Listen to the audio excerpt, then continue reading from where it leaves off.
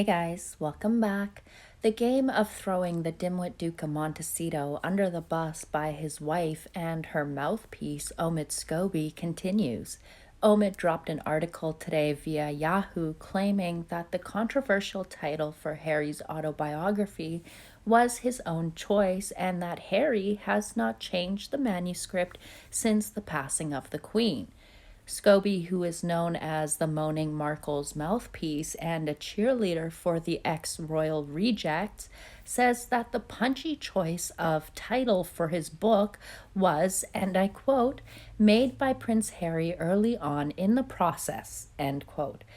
Scobie also claimed that there were no last-minute rewrites or edits after the Queen passed, and that the Dimwit Duke completed the book manuscript almost 5 months before the monarch passed.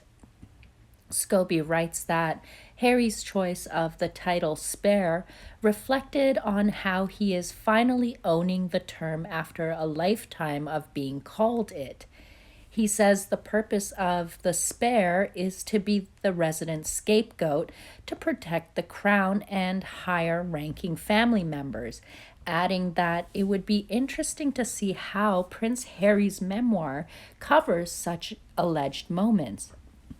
Scobie also added that Harry had to cope with the passing of his mother, Princess Diana, in 1997, as well as the struggles of accepting oneself, sibling rivalry, and falling in love with a person your family doesn't accept.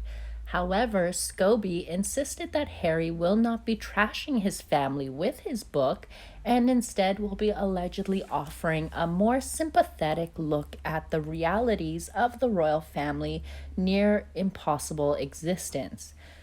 Right. So, which one is it, Omid? Because you can't blame your family for being a scapegoat and then claim that you wouldn't be trashing them. And honestly, on what planet is the spare the scapegoat?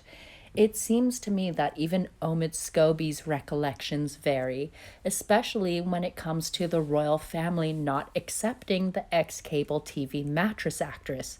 Scobie seems to forget that it was King Charles, then Prince Charles, who walked Megs down the aisle, and even Charles paid for her wedding dress, the flowers. He also paid for all of her clothes during her short tenure as a working royal. Her Majesty took the moaning, ungrateful Markle on a joint outing, which never happened with any other royal fiancés or girlfriends. It just didn't happen. Megs was also invited to Sandringham before marrying Harry, which was absolutely unheard of.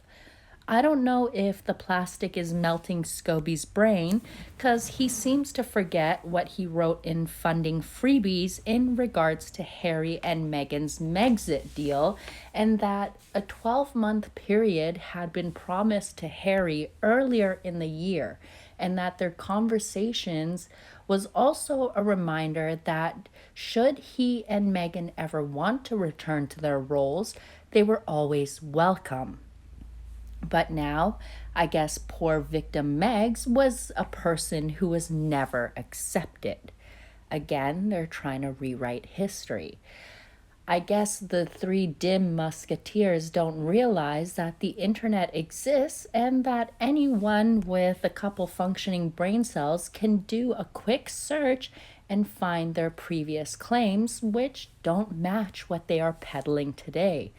As we all know, Scooby-Doo doesn't move or jump without approval from Harry's harpy, and it's 100% my opinion that she told him to write this pathetic article and to put Harry directly in the line for taking the hits when there is backlash from his book. Omid is clearly stating that Harry chose the name. He didn't feel the need to change anything, and it's all about poor Harry being a scapegoat. Blah, blah, blah, bitch, whine, and moan. Same thing, just rinse and repeat, right?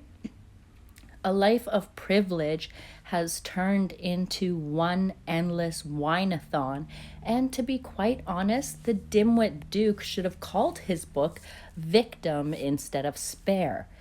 But let me get real for just a moment. Harry was never a scapegoat. I don't even think he knows what that means, but he was always loved by the public. Harry used to be one of the most popular royal members, behind Her Majesty, of course, but it wasn't until his wife came onto the scene and, well, turned him into a total frog.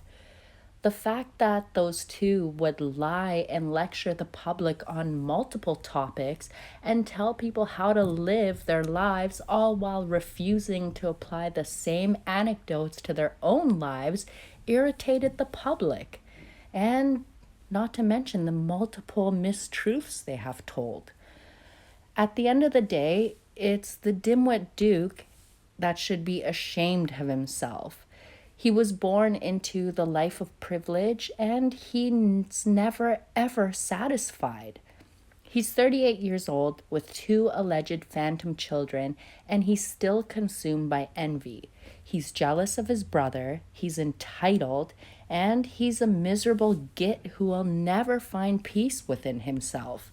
And thanks to his wife, well, she knows how to push all of his buttons and how to bring out that angry, sad little boy who's bent on destroying his family, which is super funny to me since the Duke and Duchess of Hypocrisy constantly preach about compassion, all while attacking their own families.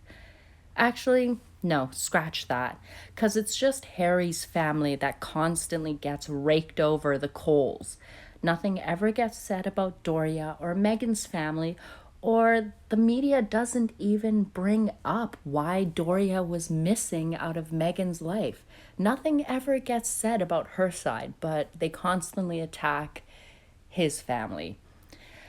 Anyways, all right, guys, let me know what you guys think of this pest Scobie jumping out of the shadows and putting out this nonsense, which I'm guessing is from Meghan's mouth.